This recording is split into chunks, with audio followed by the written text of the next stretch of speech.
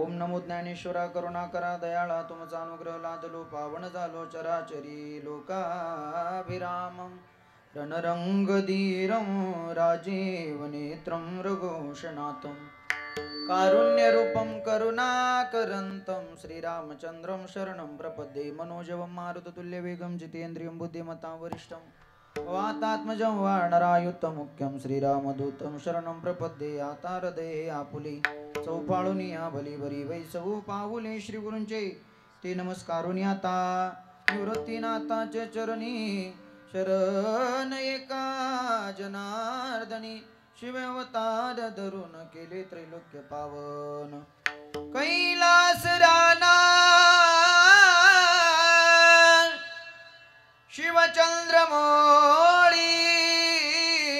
शिवचंद्रमौळी फणींद्र माता मुकुटी झळाळी कारुण्य सिंधू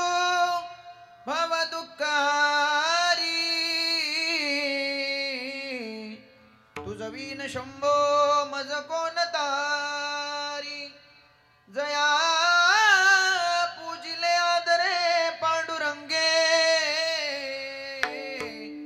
विमानस्थ केले प्रयाण प्रसंगे तनुमानवी दिव्य रूपीच केले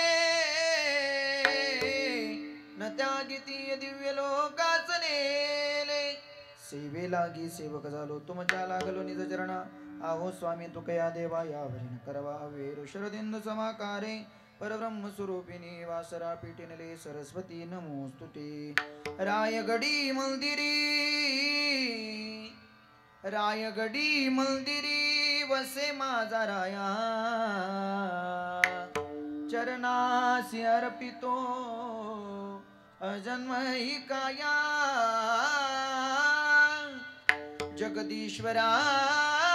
जगदीश्वरासी जोडली ज्याची ख्याती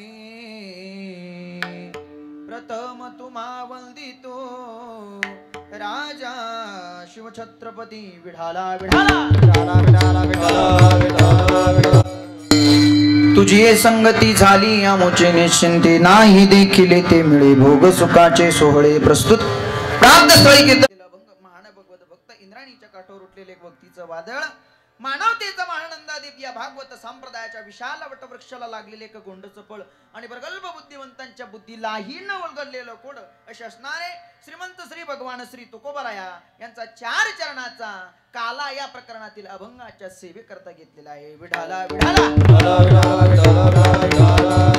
गुरु तुकोबराय सांगतात अरे देवा तुझ्या संगतीत आल्यानंतर काय आमच्या जीवनामध्ये लाभ झाला ऐक जरा जगद्गुरु तुकोबाराय सांगतात तुझी संगती झाली आमुची निश्चिंती. आता आमच्या जीवनामध्ये निश्चिंतता प्राप्त झाली देवा तुझ्या संगतीमुळं. देवाने प्रश्न करावा महाराज आमच्या संगतीत आल्यानंतर तुमच्या जीवनात नेमकं घडलं काय.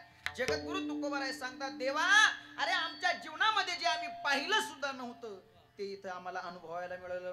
नाही देखील ते मिळे भोग सुखाचे सोहळे. तो सुखाचा आनंद ते परमानंद आम्हाला इथं भोगायला मिळाला देवा. जगद्गुरु तुकोबाराय सांगतात आमच्या घरी ताकाचे सरोवर पण येथे नवनीताचे पूर. आणि देवा हा जो काय आनंद हा जो काय परमानंद आम्हाला भेटलाय ना देवा आता तो आनंद ते सुख आता आम्ही ते हरवणार नाही. तो का म्हणे आता आम्ही नवजो दवडिता नाही देखील ते मिळे भोग सुखाचे सोहळे. विढाला विढाला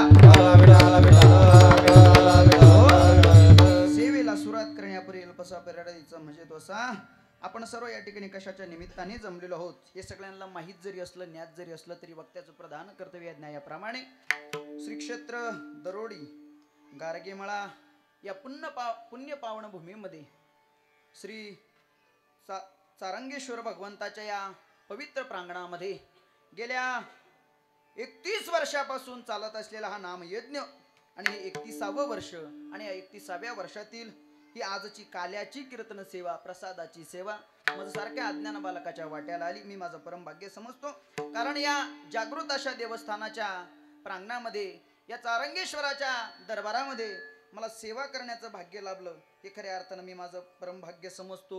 बघा ना महाराज किती निसर्गरम्य वातावरण आहे.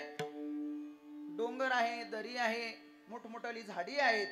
काय ती झाडी काय तो डोंगर सगळं कसं आहे आणि या सगळ्यांच्या सानिध्यामध्ये माझ्या चारंगेश्वराचं वास्तव्य या ठिकाणी लाभलेलं आहे. हे आपलं परम भाग्य आहे बघा. कारण निवांत वातावरण आहे मस्त निसर्गरम्य वातावरण आहे आणि खऱ्या अर्थानं परमार्थ सुद्धा अशा वातावरणातच असायला हवा. परमार्थ हा लोकांतात नाही तर परमार्थ हा एकांतात असायला हवा. म्हणून आमच्या चारंगेश्वराचं वास्तव्य या ठिकाणी या एकांतात आहे. म्हणून या दरबारामध्ये मला सेवा करण्याचं भाग्य लाभलं. सेवेचा योग ज्यांच्या माध्यमातून आला खऱ्या अर्थानं आपल्या गावचं वैभव आपल्या भूमीचं वैभव आपल्या परिसराचं वैभव आपल्या गावचेच सुपुत्र आमचे सरपंच साहेब असतील सरपंच ताई असतील चौगुले भाऊ आणि चौगुले ताई यांच्या खऱ्या अर्थानं परिश्रमातून माध्यमातून या ठिकाणी सेवेचा योग आला. त्या निमित्ताने आमच्या समाधान दादांनी फोन केला आणि महाराज असा असा कार्यक्रम आहे आपल्याला त्या ठिकाणी काल्याचं कीर्तन करायचं. म्हटलं दादा काही अडचण नाही.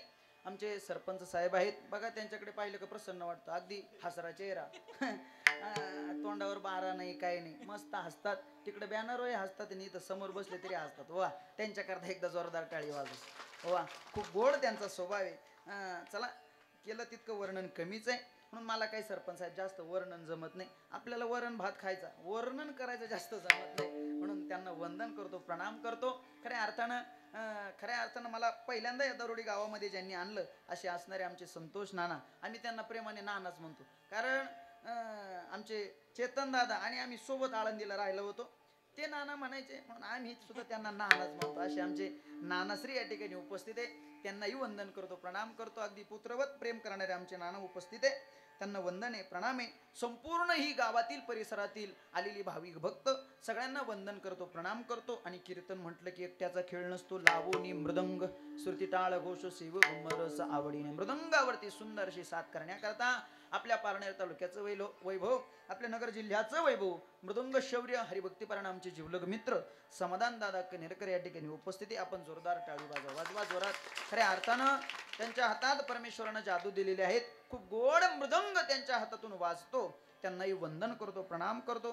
हे आपल्या भागाचं वैभव महाराज नाही तर लांब लांबून माणसं आणावे लागतात पण हे आपल्या परिसराचं वैभव हे आपल्याला इथं जागच्या जागी भेटतात. त्यांना वंदन आहे प्रणाम आहे. त्यांच्याही चरणावरती नतमस्तक होतो वंदन करतो प्रणाम करतो. आणि गायन साथीसाठी महाराष्ट्रातील ख्यातनाम गायन सम्राट हरिभक्तीपरायण संगीत अलंकार संगीत विशारद आमचे जीवलग मित्र हरिभक्तीपरायण आमचे नामदेव महाराज या ठिकाणी उपस्थित आहे. त्यांच्याकरता आपण जोरदार टाळी वाजवा. हो त्यांच्या कंठातही सरस्वती मातेचं वास्तव्य आहे. त्यांनाही वंदन आहे प्रणाम आहे. त्याचप्रमाणे आमच्या समोर आले गायनाचार्य हरिभक्तीपरायण गोविंद महाराज मिटके असतील त्यांनाही वंदन करतो, प्रणाम करतो. त्याचप्रमाणे हरिभक्ती परायण हरिभक्तीपरायण विकास बाबा शेलार या ठिकाणी उपस्थित आहे. बाबांची आमची पहिलीच भेट, बाबांनाही वंदन करतो, प्रणाम करतो. विनेकरी बाबा आहे वा, अगदी जगद्गुरु तुकोबराय जसे सकाळी मस्त डोक्यावरती पगडी, हातात विना, गळ्यात विना, हातात चिपळ्या घेऊन भजनाला जायचे, अगदी तसेच आमचे विनेकरी बाबा या ठिकाणी उपस्थित आहे. त्यांनाही वंदन करतो. दोनही चोपदार आहेत, त्यांनाही वंदन करतो, प्रणाम करतो. तुलसीवाल्या माता आहे, कलशावाल्या आहेत, त्यांनाही वंदन करतो, प्रणाम करतो. ही सर्व माझी गुरुवंद मंडळी यांच्याही चरणावरती नतमस्तक होतो. सुंदर अशी दादांची साऊंड सिस्टीम आहे, त्यांनाही वंदन करतो, प्रणाम करतो. त्यांच्या हातात देवानं जादू दिलेले, कुठं कोणाला विको द्यायचा, कुठं ट्रबल द्यायचा, कुठं कसं कोणाचं बटन पिळायचं हे देवानं त्यांच्या हातात ठेवलंय. त्यांनाही वंदन करतो, प्रणाम करतो. त्यांच्याही चरणावरती नतमस्तक होतो. आणि खऱ्या अर्थानं आपल्या कार्यक्रमाची शूटिंग या ठिकाणी करण्याकरता, हे बघा आपला कार्यक्रम मी गेल्यानंतर सुद्धा तुम्हाला दिसत, म्हणजे मी इथून घरी गेल्यानंतर अशी शूटिंग करण्याकरता प्रत्येक कीर्तनकारावरती, प्रत्येक गायनाचार्यावरती, प्रत्येक मृदंगाचार्यावरती ज्यांचं अतोनात प्रेम आहे बघा, प्रत्येक त्यांच्यावरती तर त्यांचं प्रेम आहेच, पण प्रत्येक कीर्तनकाराचं त्यांच्यावरती प्रेम आहे, कारण त्यांचं नावच आहे माझा कीर्तनकार. हो, म्हणून प्रत्येक कीर्तनकाराला जे माझं म्हणतात असे असणारे आमचे उमेश दादा माझा कीर्तनकार या चॅनलचे मालक, ते सुद्धा या ठिकाणी उपस्थित आहे. त्यांच्याकरता आपण जोरदार टाळी वाजवू. हो, त्यांच्या चॅनलला लाईक करा, शेअर करा, सबस्क्राईब करा आणि घंटीचं बटन दाबायला मात्र विसरू नका. त्यांनाही वंदन करतो, प्रणाम करतो. असं सगळ्यांच्या चरणावरती नतमस्तक होतो, वंदन करतो, प्रणाम करतो. याच ठिकाणी कीर्तन सेवेला सुरुवात करतो. मस्तक हे पायावरी, मस्तक हे पायावरी, मस्तक हे पायावरी, मस्तक हे पायावरी. वार करी संताच्या, वार करी संताच्या, वार करी संताच्या, वार करी संताच्या, वार करी संताच्या, वार करी संताच्या. मस्तक हे पायावरी, या वार करी संताच्या, या वार करी संताच्या, वार करी संताच्या. मस्तक हे पायावरी, या वार करी संताच्या, या वार करी संताच्या, या वार करी संताच्या.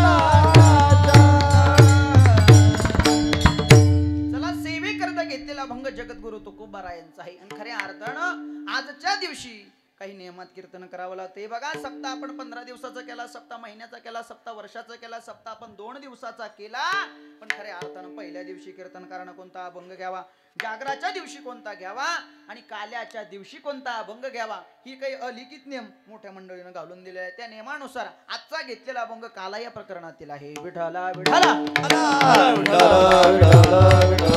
आणि सप्त्याचा शेवट करायचा असेल तर खऱ्या अर्थानं काल्याचं कीर्तन करावं लागतं. हे बघा, मंदिर पूर्ण होईल कधी, पाया झाला तर, बरोबर का, मूर्ती बसवली तर, मंदिरामध्ये घंटा लावला तर, बरोबर का, मंदिर पूर्ण होईल कधी, मंदिरावरती कळस चढला तर, नदीचं थांबणं, नदी तोपर्यंत वाहते कुठपर्यंत, जोपर्यंत समुद्राला जाय मिळत नाही तोपर्यंत. ऐका, सोनं पूर्ण होत नाही त्याला 16वा कस लागत नाही तोपर्यंत. तसं काला आपलं सप्ताह पूर्ण होत नाही कुठपर्यंत, जोपर्यंत काल्याचं कीर्तन होत नाही तोपर्यंत. विठाला मंदिराच्या कामा कळसू का परमगंगेशी सिंधू प्रवेशू, सुवर्णासी 16वा कसू. वा, बाबा या ठिकाणी उपस्थित आहेत, त्यांनाही वंदन. त्यांच्याकरता टाळी वाजवा. खऱ्या अर्थानं रात्री बाबांची मला वाटतं कीर्तन सेवा या ठिकाणी झाली. बाबाश्री सुद्धा या ठिकाणी उपस्थित, त्यांनाही वंदन करतो, प्रणाम करतो. खऱ्या अर्थानं आदल्या दिवशी कीर्तन करून गेल्यानंतर दुसऱ्या दिवशी तिथं टाळ घेऊन उभं राहायचं म्हटल्यावर हे थोडंसं अवघड होतं, पण बाबा मोठं अंत करून या ठिकाणी उपस्थित राहिले, त्यांना वंदन करतो, प्रणाम करतो. चला, माझ्याकडे लक्ष द्या. सप्ताह पूर्ण होईल काल्याचं कीर्तन झालं तर. म्हणून आजच्या दिवसाला काही अनन्यसाधारण महत्व असतं. म्हणून आजचं कीर्तन म्हणजे प्रसादाचं कीर्तन असतं. आजचं कीर्तन म्हणजे भगवंताच्या चरित्राचं कीर्तन असतं. आजचं कीर्तन म्हणजे खऱ्या अर्थानं पगाराचं कीर्तन असतं. काला झाला का इथून हाला, पुन्हा का बुवा आला, मग कशाला आला, हा, म्हणून काल्याचं कीर्तन हे प्रसादाचं कीर्तन असतं, ऐका. म्हणून आजच्या दिवशी खऱ्या अर्थानं वर्णन केलं जातं ते कोणाचं? त्या भगवान परमात्म्याचं. आणि तसं बघायला गेलं तर महाराज या व्यासपीठावरती आल्यानंतर वर्णन एक तर देवाचं करावं, नाहीतर मग संतांचं करावं. कीर्ती मानवाची गावू नये, स्तुती अथवा निंदा करावी देवाची. कीर्ती मानवाची गावू नये. इथं आल्यानंतर देवाचं वर्णन करावं किंबहुना संतांचं वर्णन करावं. कीर्ती मानवाची, मानवाची काय कीर्ती राहते का? मानवाचे रिकामे कुटाने राहतात आणि ते मानवाचे रिकामे कुटाने इथं गायल्या जात. त्याला स्पेशल जागा आहे गावामध्ये. गावाच्या मधोमध एका झाडाला ओट्टा बांधलेला असतो, त्याला काय म्हणतात? अजून एक शब्द आहे त्याला आमच्या भागात. हा, चावडी तुमच्या भागात, आमच्या भागात त्याला एक शब्द आहे काका. कोणता? सरपंच साहेब, त्याला आमच्या भागात कुचरवटा म्हणतात. कोणता वटा? जिथं सगळ्या गावाचं दळण दळल्या जात, मानवाची कीर्ती तिथं गायली जाते. म्हणून या ठिकाणी आल्यानंतर एक तर देव, नाहीतर मग संत. विठ्ठला विठ्ठला विठ्ठला. या ठिकाणी ऐका महाराज, आम्ही देवाचं वर्णन करू, आम्ही संतांचं वर्णन करू. इथं आल्यानंतर त्यांचं वर्णन केल्यानंतर आम्हाला फायदा काय? महाराज सांगतात, ज्ञानोबराय वर्णन करतात, ऐका. जे मुक्ता ते निर्धारिता, लाभे आपुलीच मुक्तता. मुक्त महात्म्याचं जर आपण वर्णन केलं तर त्यांची मुक्तता आपल्याला लाभते. कसं? महाराजांनी दुसरं उदाहरण दिलं, ऐका. संध्याकाळी आपण घरामध्ये जेवण करण्याकरता बसलो, 9 वाजले होते. 9 वाजून 5 मिनिटांनी लाईट गेली. किती वाजता? बोला बोला. 9 वाजून 5 मिनिटांनी लाईट गेली. घरातील महिला मंडळीला माहिती होतं दिवा कुठं ठेवलेला आहे. पळत गेली, तो दिवा आणला. 9 वाजून 10 मिनिटांनी दिवा पेटवला आणि दिव्याचा प्रकाश 9 वाजून 30 मिनिटांनी पडला. बरोबर का? बोला ना लाडक्या बहिणी, बोला बोला बोला. दिव्याचा प्रकाश 9 वाजून 10 मिनिटांनी दिवा पेटवला, दिव्याचा प्रकाश 9 वाजून 30 मिनिटांनी घरात पडला. बरोबर आहे की ही गोष्ट? नाही. जसा दिवा पेटवला तसा तो प्रज्वलित झाला आणि प्रकाश घरामध्ये पडला. हे उदाहरण पटत नसलं तर दुसरं उदाहरण ऐका. सकाळी सकाळी सूर्योदय होतो. किती वाजता? 6 वाजता, 6:30ला सूर्योदय होतो. सूर्योदय पूर्वेच्या दिशेनं झाला, मग पहिला उजेड पडला तो पूर्वेला. बरोबर ना? बरोबर ना? फक्त पूर्वेला. दक्षिणेला मात्र काय होता? अंधार होता. बरोबर ना? मग पूर्वेला सूर्य उगवला तर कुठल्या दिशेला उजेड पडला असेल?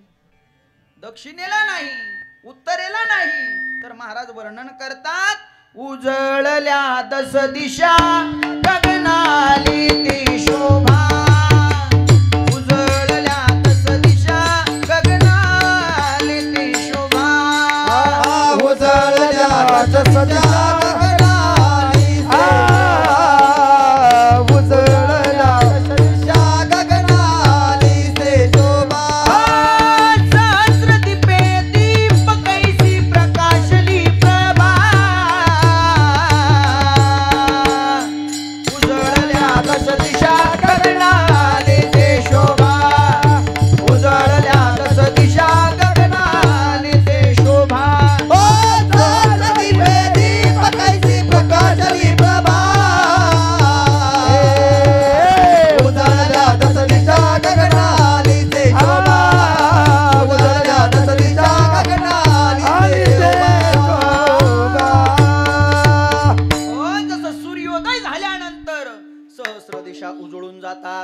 संत महात्म्यांचं वर्णन करा, देवाचं वर्णन करा. लाभे आपुलीच मुक्तता. तिथं मुक्त व्हायला वेळ लागत नाही. म्हणून एक तर संगती देवचरित्राची करावी किंबहुना संगती ही संत चरित्राची करावी. विठाला विठाला. महाराज, आपल्या जीवनाच्या गतीला सुद्धा कारण संगती आहे आणि आपल्या जीवनाच्या अधोगतीला सुद्धा कारण काय आहे? संगती आहे. बघा तुम्ही जीवनामध्ये वाईट माणसाची संगती करा, आपल्याला पतनाला जावं लागतं. चांगल्या माणसाची संगती करा, निश्चितच माणूस चांगल्या दिशेने वाटचाल करतो. पतन उद्धार संगाचा महिमा त्याच्यावे आदमा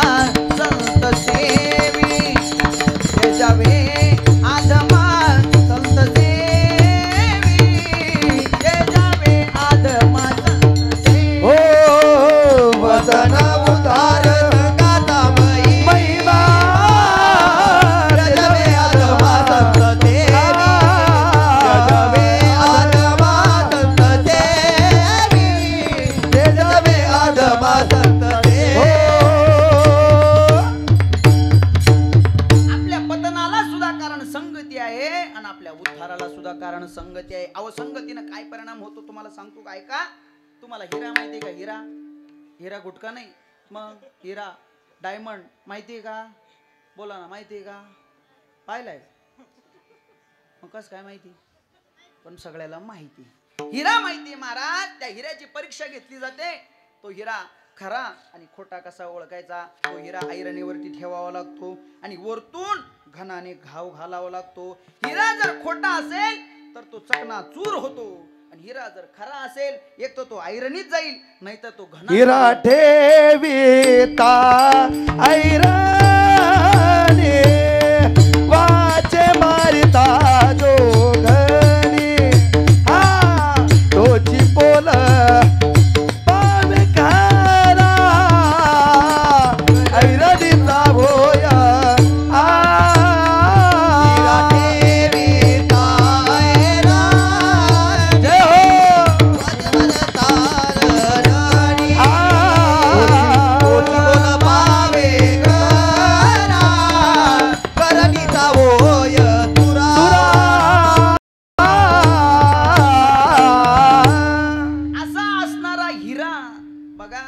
खरा हिरा एक तर ऐरणीत शिरेल नाही तर घनात तरी शिरेल.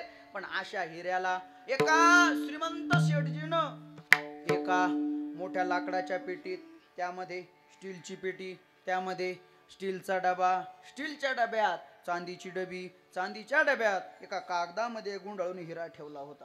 कशात कशात आता मला सुद्धा सांगता येणार नाही डबल. असा हिरा ठेवला होता. पण ऐका, कोणता हिरा? खरा हिरा ऐरणीत जो शिरतो, एक तर घनात जो शिरतो. पण ऐका, महाराज सांगतात अशा हिऱ्याला ढेकणाची संग, ढेकणाच्या संगे हा हिरा जो बंगला कुसंगे नाडला साधू जैसा कुसंगे नाडला साधू ढेकणाच्या संगे हिरा जो बंगला कुसंगे नाडला साधू जैसा साधू जैसा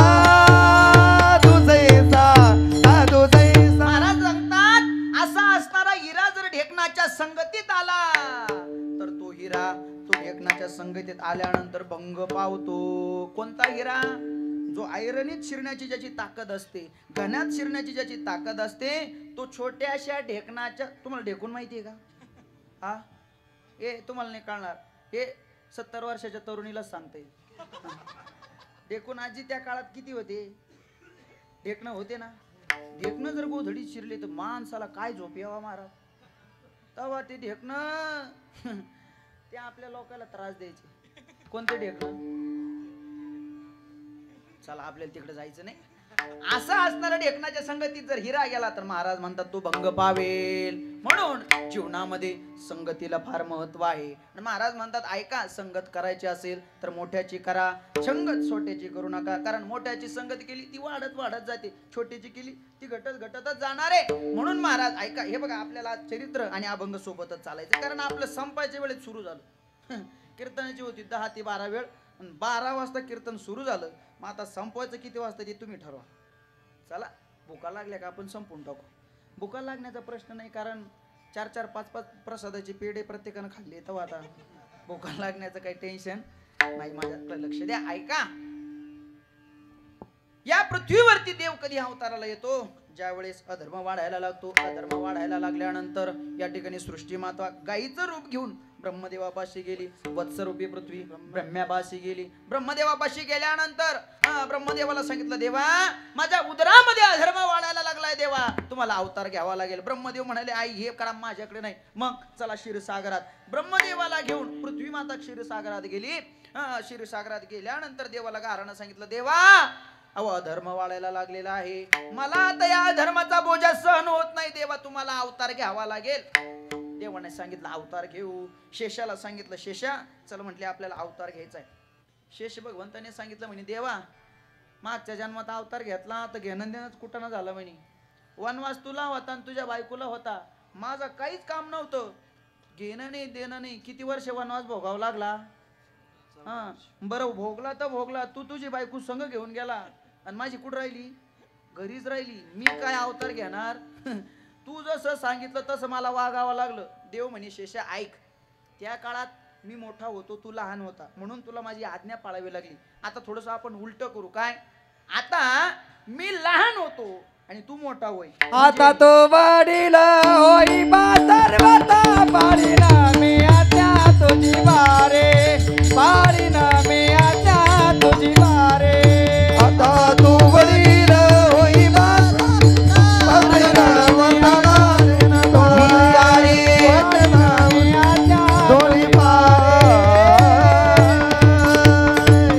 देवाने सांगावं आता तू वडील होई बा सर्वज्ञ पाळीन मी आज्ञा तुझी बाळे. शेषाला सांगितलं आता तू मोठा होय मी लहान होतो तू जे काम सांगशील मी तुझं ते काम ऐकेल असं देवानं अवतार घेण्याच्या अगोदर सांगितलं. पण मला असं एखादं उदाहरण सांगा की बलराम दादाने सांगितलं आणि ते कृष्णानं ऐकलं. आहे का असं एक उदाहरण? आहे का? हा मी तुम्हाला विचारतोय, बोला ना माझ्यासोबत. आहे का असं एक उदाहरण? एक सुद्धा उदाहरण नाही महाराज असं की मोठ्या भावानं सांगितलं मग ते कृष्णानं ऐकलं. ते फक्त अवतार घेण्यापुरतं नादी लावायचं काम होतं म्हणून अवताराचं प्रयोजन ठरलं. इकडे वसुदेव देवकीचं लग्न लागलं आणि लग्न लागल्यानंतर वरात निघाली. वरात निघाल्यानंतर आकाशाची वाणी सांगत असे कंसा त्या ठिकाणी सांगितलं ऐक. कंसाला सांगितलं भाऊ जिच्या वरातीत नाचतोय ना तिच्याच पोटी आठवा येणार आहे आणि तुझा वध करणार आहे. ज्या बहिणीच्या वरातीत बेधुंद होऊन नाचत होता बजाव काहीच भान राहिलेलं नव्हतं त्याला. बांगो बांगो बांगो नाचायचं काम चालू होतं त्याला. काय इकडे वरातीत काय झालं काय नाही. पण आकाशवाणी ज्या वेळेस झाली स्वतःच्या बहिणीवरती शस्त्र उगारलं मारायला धावला. घेऊन या खडग माराया धावला हात तो धरिला वसुदेवी. वसुदेवानं मात्र हात धरला. अरे थांब हिला मारू नकोस का? आता हिची सर्वस्व जबाबदारी माझी आहे. आम्हाला बंदी शाळेत ठेव. पुत्र झाला मुलगा झाला की तुला आणून देतो. तू त्याला मारायचं का काय करायचं ते काम तुझं म्हणलं. असं सांगितल्यानंतर कंसालाही पटलं. बंदी शाळेत ठेवलं. बंदी शाळेत ठेवल्यानंतर त्या ठिकाणी पहिला गर्भ जन्माला आला. पहिलं बाळ जन्माला आलं. पहिलं बाळ जन्माला आल्यानंतर ते बाळ घेऊन मात्र कंसाकडे दूध गेले. गेल्यानंतर कंसाने ते बाळाचं हातात घेतलं. हातात गेल्यानंतर पाहिलं आणि आता लहान छोटस बाळ आपण हातात घेतलं की ते काय करतं? बोला ना काय करतं? हातात घेतल्यानंतर आपण त्याच्याकडे पाहिलं त्यानं आपल्याकडे पाहिलं ते काय करतं? तुम्ही संन्यासी का? ते बाळ हातात घेतल्यानंतर ते काय करतं? एक तर हसतं नाही तर मग हसलं बी नाही रडलं बी नाही तर मग एक कार्यक्रम करतो. हा वा विठाला विठाला. ते बाळ कंसाकडे बघून हसलं आणि खऱ्या अर्थानं साहजिकच बघा लहान छोटस बाळ असतं ते कोणाला आवडत नाही. प्रत्येकाला आवडतं. हे बघा लहान बाळ आवडतं का म्हातारा माणूस? लहान बाळ असलं का असं वाटत त्याचे किती मुके घ्यावा असे असं प्रत्येक जण घेतं. त्याची गाल ओढील कोण त्याची पप्पी घेईल कोण त्याच्या गालाला हात लावेल. म्हाताऱ्या माणसाजवळ जाईल का बाबा एक तसं कंसाने ते बाळ उचललं आणि असं हातात धरलं आणि ते बाळ कंसाकडे बघून हसलं. साहजिकच लहान बाळ होतं. कंसाने सुद्धा त्याच्याकडे बघून हसलं. कंसाच्या मनात विकार नष्ट झाला आणि कंसाच्या मनात आलं अरे आठवा मारणारे या पहिल्यानं काय केलंय असा विचार उत्पन्न झाला आणि ते बाळ परत केलं. पण नारद मुनी आले. नारायण नारायण ए कंसा. अरे म्हणे काय करतोस? म्हणे तुला काय अक्कल बिक्कल आहे का नाही? म्हणे मोज 1 2 3 4 5 6 7 8. म्हणे आता उलट मोज 1 2 3. अरे हा सुद्धा कितवा आहे? आठवाचे. आणि शेवटचा सुद्धा कितवा आहे? आठवाचे. कारण नारद मुनीला माहिती होतं याने जर पाप केलं नाही तर देव जन्माला येणार नाही. देव जन्माला आले नाही तर कंसाचा वध होणार नाही. त्याच्या हातून पाप करायचं होतं. परत ते बाळ आणलं आणि ते मारलं. असे 6 मारित दुराचारी. 7वा गर्भ योगमायेने रोहिणीच्या उदरामध्ये नेऊन घातला. आता मात्र 8व्याची त्या ठिकाणी प्रतीक्षा होती. काही क्षणामध्ये भगवान परमात्म्याचं प्राकट्य त्या ठिकाणी होणार होतं. देवकीचे तेज दिसे जैसा सूर्य कंसाचे हृदय जळतसे.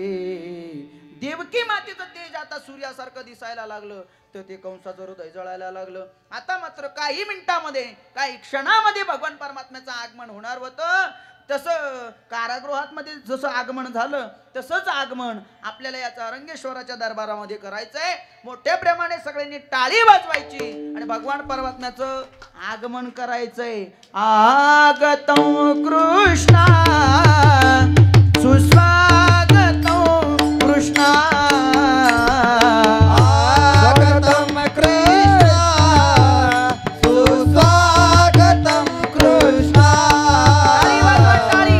आगतं सुस्वागतं शरणागतं कृष्णा. स्वागतम सुस्वागतम शरणागतम कृष्णा. आगतं कृष्णा शरणागतं कृष्णा. स्वागतम कृष्णा शरणागतम कृष्णा. आगतं कृष्णा सुस्वागतं कृष्णा. हो आगतम कृष्णा सुस्वागतम कृष्णा. गोपाल कृष्ण भगवान की.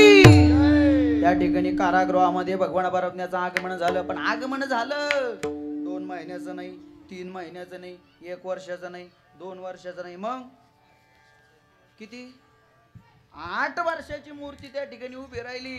देवकी मातेनं सांगितलं, अरे का ना, अरे मला तुझं लालन पालन करायचंय, तुला माझ्या मांडीवरती खेळवायचंय. वसुदेव मात्र ते होते भीतीला पाठ लावले अशी मांडीमध्ये डोकं घालून खाली बसले. मांडीमध्ये डोकं घालून खाली बसले. बसल्यानंतर कृष्णाने सांगितलं, बाबा अहो, काय डोक्याला हात लावून बसले. म्हणे अरे का ना, तू 8 वर्षाचा जन्माला आला, त्या कंसाला जर कळलं तर तुला जिवंत ठेवणार नाही. कृष्णाने सांगितलं, बाबा मी का मरायला आलोय का? मी कशाला आलोय? मारायला आलोय. देवाने सांगितलं, ऐका मी म्हणजे तुम्हाला काही कामं सांगायची. काय कामं सांगायची? हे बघा, मला आता इथं ठेवू नका, मग मला इथून उचला, टोपलीत घाला आणि कुठं न्या? नंदाच्या घराला, नंदाच्या घराला, मजने गोकुळाला, हा मजने गोकुळाला, हा मजने गोकुळाला. आनंदाच्या घराला, नंदाच्या घराला, मदने गोकुळाला, मदने गोकुळाला, मदने गोकुळाला. बाबा मला इथं ठेवू नका, मला त्या नंद बाबाच्या घराला नेऊन सोडा. वसुदेव म्हटले, अरे कृष्ण काही वेड आहे का? या ठिकाणी आम्ही कारागृहामध्ये हातापायामध्ये बेडे आहे, बाहेर रक्ष पाळू बेन, तू म्हणतो नंदाच्या घराला घेऊन जा, ही काय सोपी गोष्ट आहे काय? म्हणे. देवाने सांगितलं, बाबा काळजी करू नका. उचलीला कमळापती, पायीची बंधने गळती, रक्षपाळ झोपी लावले आणि देवाला टोपलीत घेतलं. आणि वसुदेवाला घेऊन पुढं निघाले. वासुदेवाने वसुदेवाला टोपलीत घेतलं आणि वासुदेव निघाले कुठं? कुठं निघाले? सासूरवाडीला.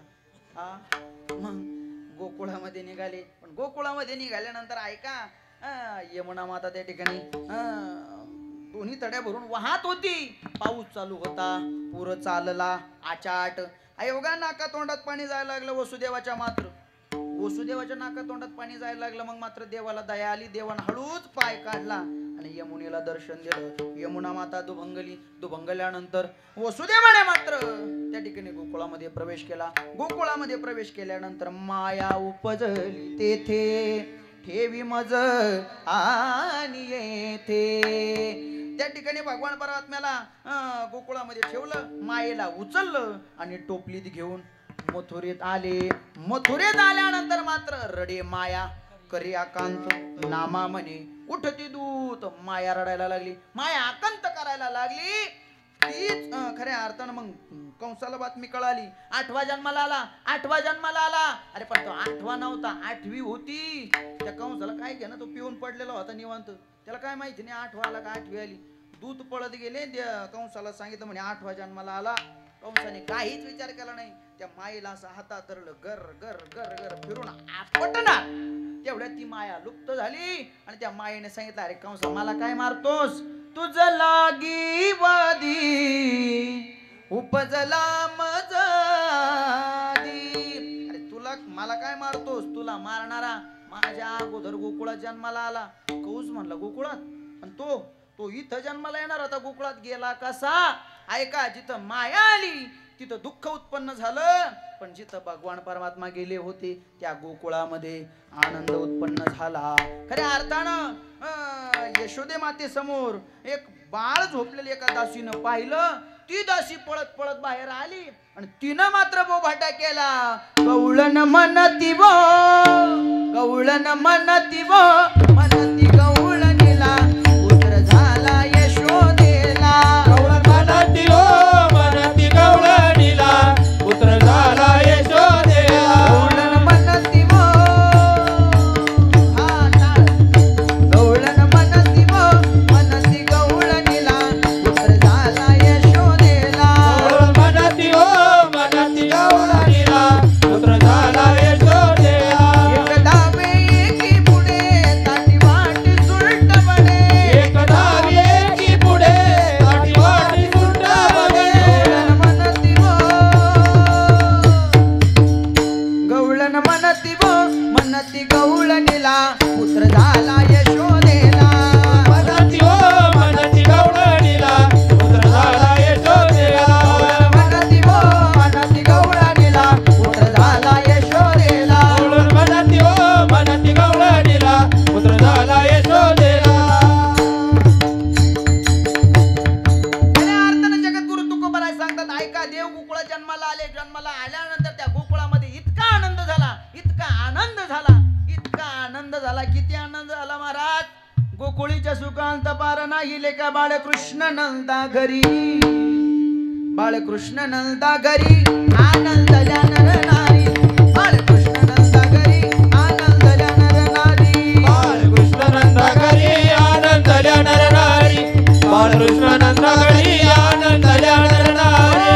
गुडिया तोरणे, गुडिया तोरणे, ओ गुडिया तोरणे, गुडिया तोरणे. गुडिया तोरणे करते कथा कधी गाणे बाळकृष्ण नंदा घरी. गुडिया तोरणे करते कथा कधी गाणे बाळकृष्ण नंदा घरी. तारंगेश्वर भगवान की बाळकृष्ण नंदा घरी आनंदल्या नर नारी. बाळकृष्ण नंदा घरी आनंदल्या नर नारी. बाळकृष्ण नंदाघरी आनंदल्या नरनारी. बाळकृष्ण नंदाघरी आनंदल्या नरनारी. नंदबाबाला ही बातमी कळली. नंदबाबा गोट्यामध्ये गाय दुहत होते, गाईचं दूध काढत होते. दूध काढता काढता नंदबाबाला कळलं, बाबा अहो तुम्हाला मुलगा झालाय, मुलगा. नंदबाबाला इतका आनंद झाला, त्या गोठ्यामध्येच उडी मारून नाचायला लागले. नंदराज घरी आनंद झाला, नंदराज घरी आनंद झाला. काना जन्मला, कृष्ण जन्मला. काना जन्मला, कृष्ण जन्मला. नंदराज घरी आनंद झाला. नंदराजाघरी आनंद झाला. काना जन्मला, कृष्ण जन्मला. काना जन्मला,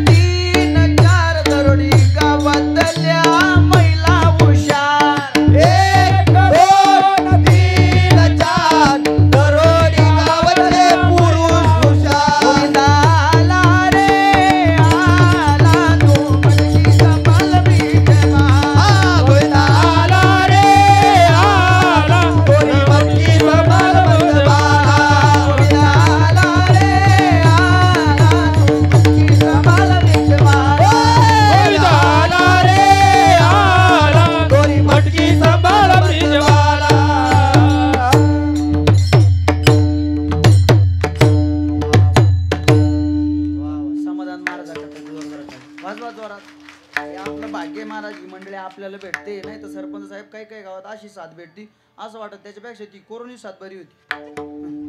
आमच्या खानदेश भागात कीर्तनाला गेलो, 5 गायक उभे होते असे या बाजूला, नामदेव महाराज, खोटं नाही सांगत, खरं सांगतोय. असे 5 गायक उभे होते. बरं बाबा एवढंच नाही, 5ही गायकासमोर माईक होते. इतका मोठा सप्ताह, असा मोठा मंडप दिलेला होता, भव्य दिवस स्टेज होतं, मृदंगाचार्य मोठे होते, गायनाचार्य मोठे होते, खूप मोठं नियोजन, साऊंड सिस्टीम मोठी, असे शूटिंग करणारे सुद्धा मोठे होते. म्हणजे तुम्ही आपल्याला हलका नका समजू, आपली उंचीवर जाऊ नका. तिथं माझं कीर्तन, बाबा कीर्तन होतं. मी म्हटलं बाबा तुमच्या गावात सगळं चांगलं आहे, साऊंड सिस्टीम चांगली, मृदंगाचार्य चांगले, ऐ बस काय, साऊंड सिस्टीम चांगली, मृदंगाचार्य चांगले, मंडपही चांगला आहे. फक्त म्हणलं बाबा खेद एका गोष्टीचा आहे, तुम्ही एवढे गायक असताना एकन प्रमाण दिलं नाही, मग गायकानं प्रमाण दिलं, नको खेद करू. माझं काय तोड जोडायचं यांच्या पुढं. त्याच्यापेक्षा ही खूप गोड मंडळी तुम्हाला लाभली. त्यांना वंदन करतो, प्रणाम करतो. राहू द्या विठाला भगवान परमात्म्याचं गोकुळामध्ये आगमन झालं. आगमन झाल्यानंतर खऱ्या अर्थानं गोकुळवासियांना आनंद झाला. गोकुळवासी नाचायला लागले, गायला लागले, आनंद उत्सव साजरा करायला लागले. आणि त्या आनंदामध्ये, त्या नाचण्यामध्ये आमचे जगद्गुरु तुकोबाराय सुद्धा तिथंच नाचत होते. देवाने विचारलं, महाराज अहो तुम्ही नाचताय, तुम्ही गाताय, या नाचण्याचं गाण्याचं कारण काय? देवाने, जगद्गुरु तुकोबारायने सांगितलं, देवा अरे देवा तुझी संगती आम्हाला लाभली आणि आमच्या जीवनामध्ये ते सुख प्राप्त झालं.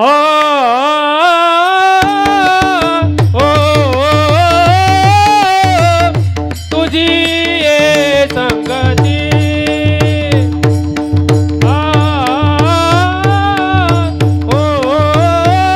संगती भगवान परमात्म्याने विचारलं, महाराज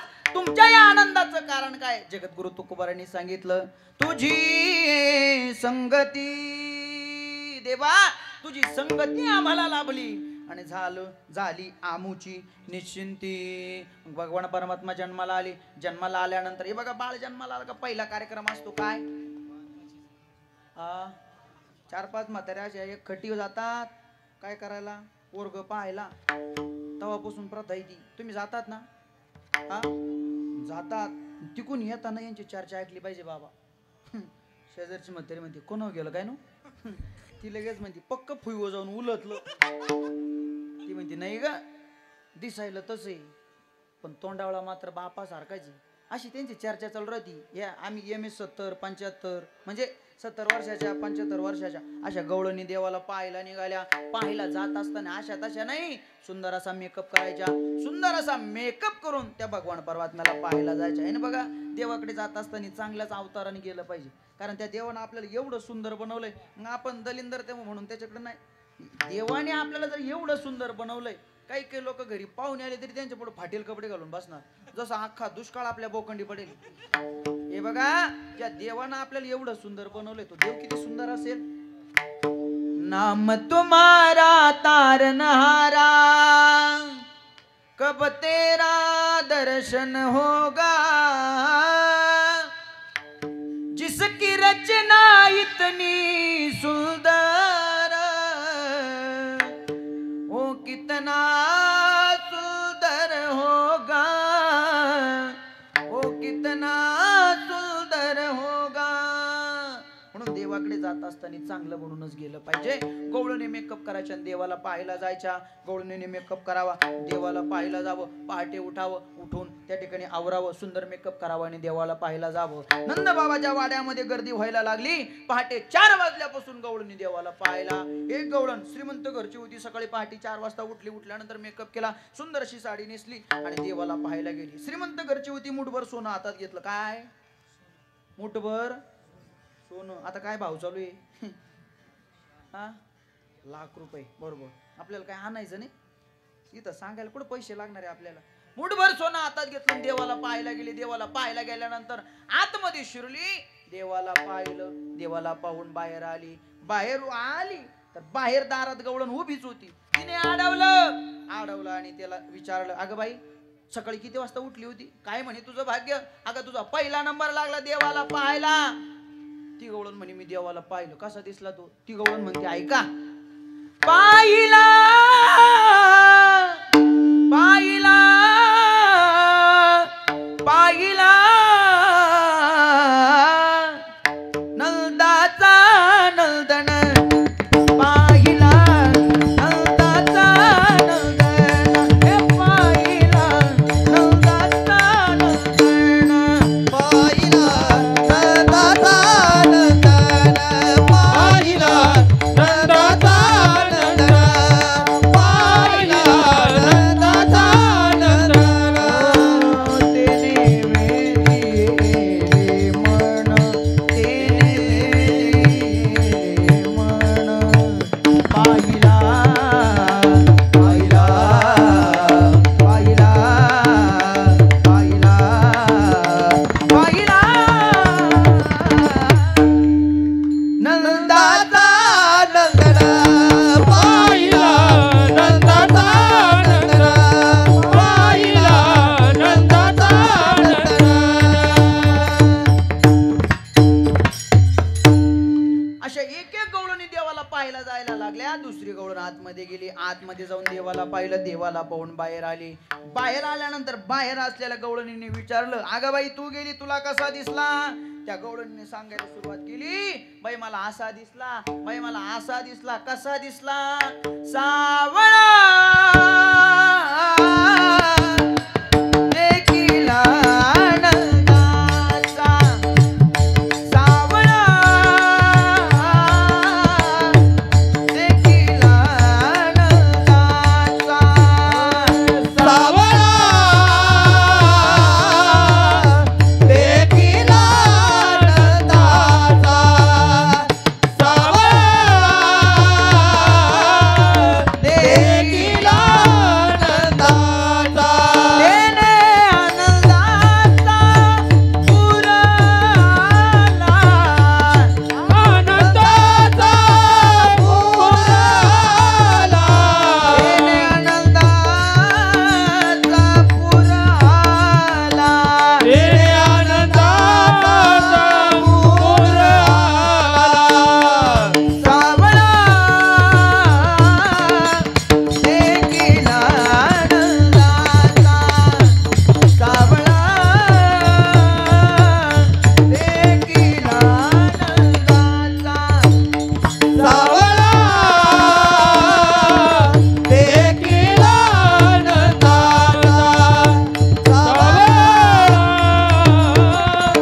देखिला नंदाचा, दुसऱ्या गवळणी वर्णन सांगितलं. तिसरी आतमध्ये गेली. तिसरी देवाला पाहून बाहेर आली. अशा दिवसभर चालतील एवढ्या गवळणी सांगायच्या का? हा, एक तर आपली आधीच वेळ संपायची होऊन गेलेली आहे. चाल द्यायचं का अजून? चाल द्यायचं. कोणाकोणाला वाटतं? बरबट करा बरं. कोणाकोणाला वाटतं लगेच बंद करावं आता? वा वा. चला ऐका लक्ष द्या. अशा अनेक गवळणी देवाला पाहायला जायला लागल्या. मग वेळ या भावी कृष्ण थोडेसे मोठे झाले, भगवान परमात्मा थोडेसे मोठे झाले. देवाने खऱ्या अर्थानं एक पाय टेकवला, एक हात टेकवला. देव रांगायला लागले. रांगतानी सुद्धा चरित्र केलं. तळवे तळ हात टेकित डाव्या गुडघ्याने रांगत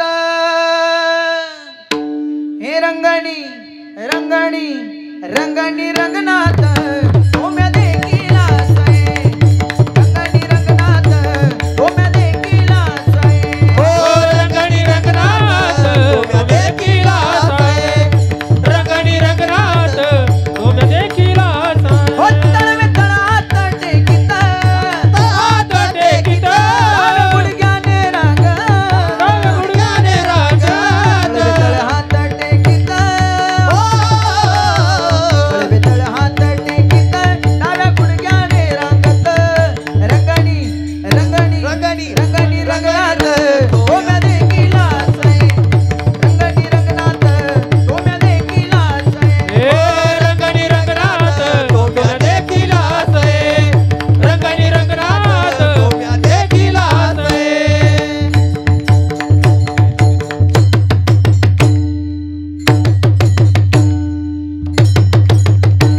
देव रांगायला लागले. रांगतानी सुद्धा रांगत रंगणी चोरी तळली. रांगता रांगता सुद्धा देवाने चरित्र केलं. ऐका वेळेअभावी देव अजून थोडेसे मोठे झाले. मोठे झाल्यानंतर बघा देव गल्लीत आले. गल्लीत आल्यानंतर देवानं असे मित्र जमा करायला सुरुवात केली. काही गांजेडी, काही बेवडे, काही असे म्हणजे देवानं असे मित्र होते की देवाचे. ऐका देवाने मित्र जमा करायला सुरुवात केली. देवाने मित्र जोडले. पण कसे मित्र? अरे सुखात असणारा प्रत्येक आपला मित्र असतो असं नाही.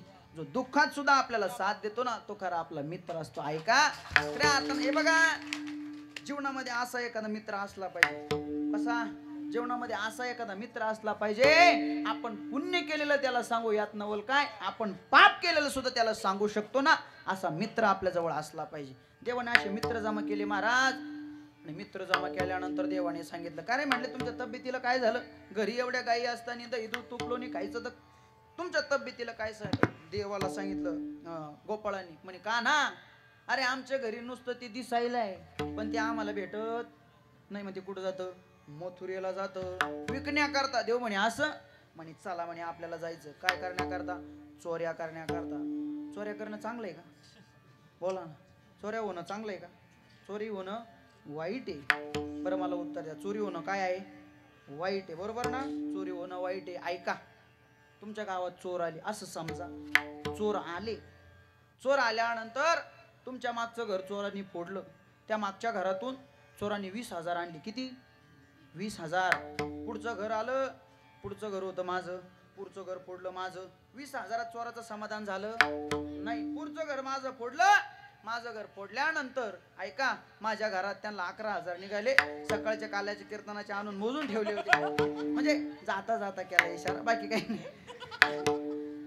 माझं घर फोडलं. माझ्या घरातले 11,000 चोरानं काढले.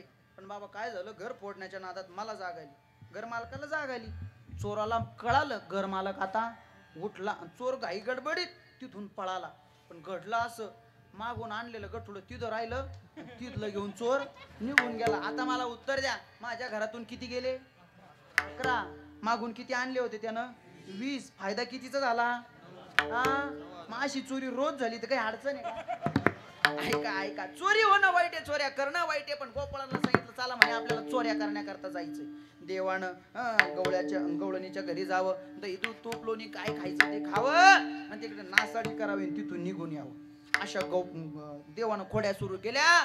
गवळणी त्या खोड्याला वैतागल्या. एक गवळण म्हणे ए का नाही कृष्णा तू एखाद्या दिवशी माझ्या तावडीत साप म्हणले मग तुला दाखवते. कृष्णाने सांगितलं म्हणे पेंद्या हिचा घर नंबर लिहून घे रे, ही लईच बडबड करते म्हणे.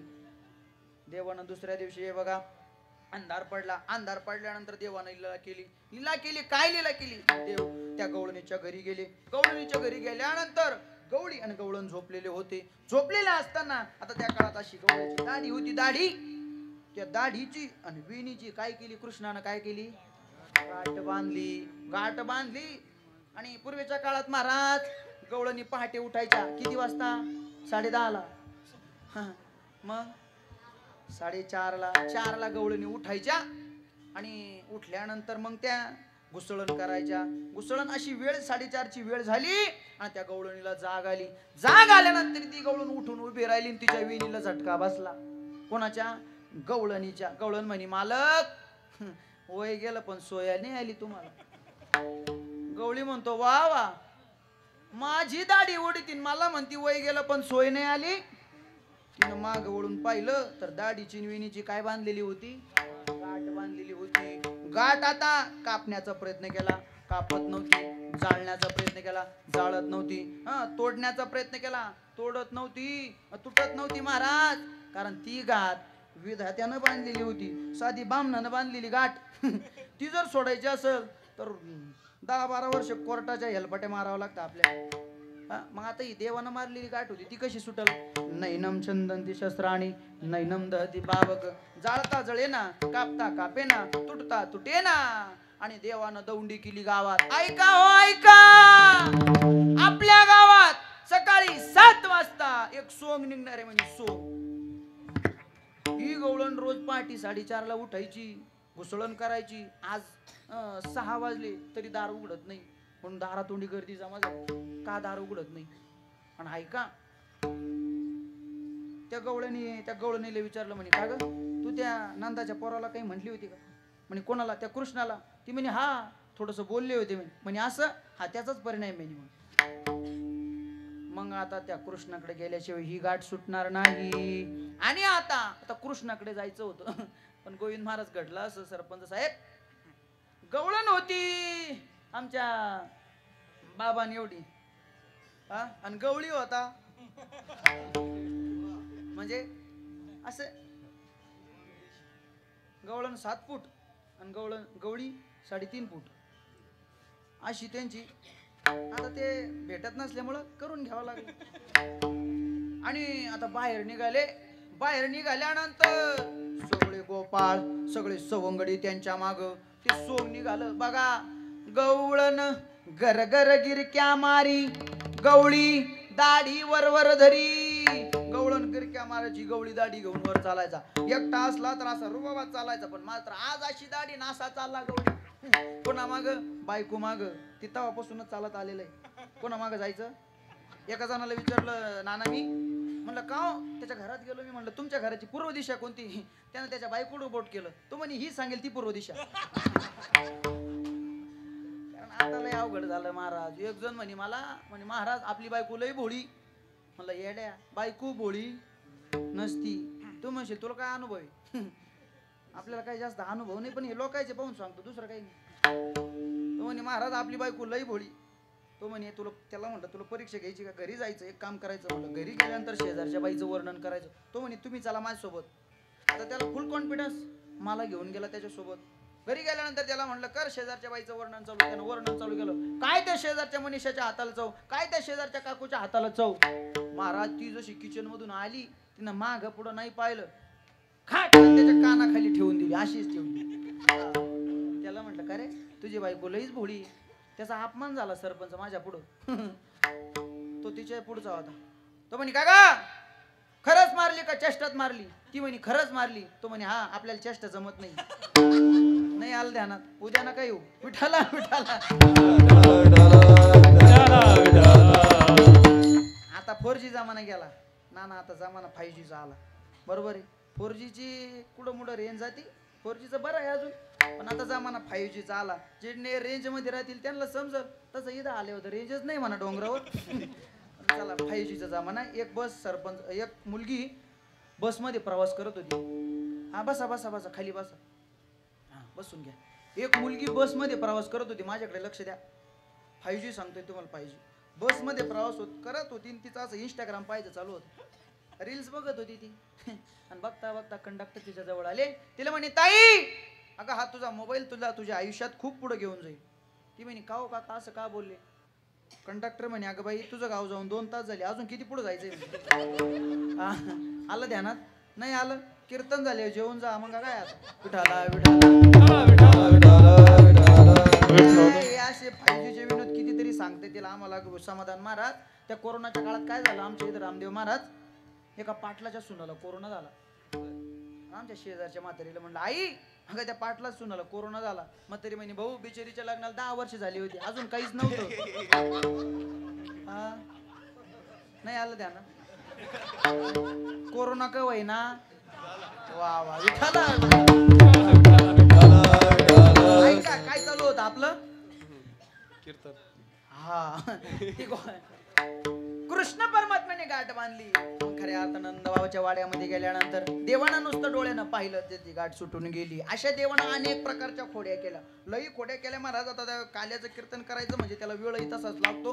पण आपण चालू चालू 2-4 खोड्या सांगू आणि सेवेला पूर्ण राहून देऊ. ऐका देवानं किती खोड्या केल्या. रंगपंचमीचा दिवस उगवला. रंगपंचमीचा दिवस उगवल्यानंतर खऱ्या अर्थानं गवळणी रस्त्यानं जात होत्या आणि कृष्णाने मात्र रंगाची पिचकारी भरली आणि त्या गवळणी समोर उभा राहिला. त्या गवळणीने सांगितलं ए काना अरे नको म्हणले मी आजच नवा शालू काढलेला नेसायला. तू जर माझ्यावरती रंग उडवला तर मोठी पंचायत होईल म्हणे. माझ्यावरती रंग उडू नको. कृष्ण म्हणे नाही नाही आज रंग पंचमी आणि आज रंग उडवायचा नाही. मी रंग उडवल्याशिवाय राहणार नाही. ती गवळण म्हणायला लागली अरे ग बाई या कृष्णाला काय करावं म्हणे. आता काय करावे काय करावे काय करावे काय करावे या हरिला